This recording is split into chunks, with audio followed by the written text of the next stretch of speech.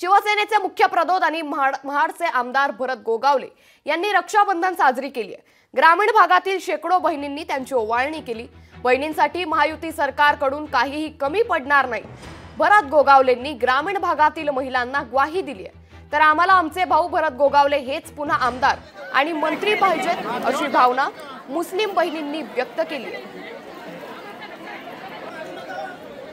महिला भगिनी आज ज्यांनी आम्हाला तीन वेळेला निवडून दिलेला आहे त्यांचा ज्या ज्या अडीअडचणी त्याला आम्ही सर्व मंडळी सामोरं जात असतो आणि म्हणून करता त्या प्रेमापोटी या सर्व महिला भगिनी कार्यकर्त्या पदाधिकारी आज एवढ्या मोठ्या संख्येने इथं उपस्थित असून या सर्व राख्या बांधलेल्या आपण पाहताय की एवढ्या मोठ्या प्रमाणामध्ये या ग्रामीण भागामध्ये प्रेम करणाऱ्या महिला त्या भावावरती आहेत। त्यांना मी आज शुभेच्छा देतो।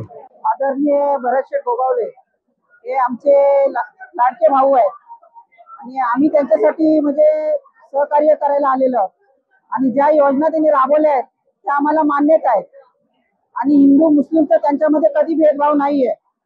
आम्ही इथे येतो जातो पण कधी त्यांनी आपलं समजलं, कधी असं वेगळं नाही समजलंय आणि असे आमदार एक कुठं कोणाला भेटणार नाही, आयुष्यामध्ये सुद्धा भेटणार नाही आणि आमची इच्छा आहे का पुढे आमदार हेच हवे आणि मंत्री सुद्धा हेच हवे। लोकशाही मराठी ऐका, पहा, जागरूक रहा।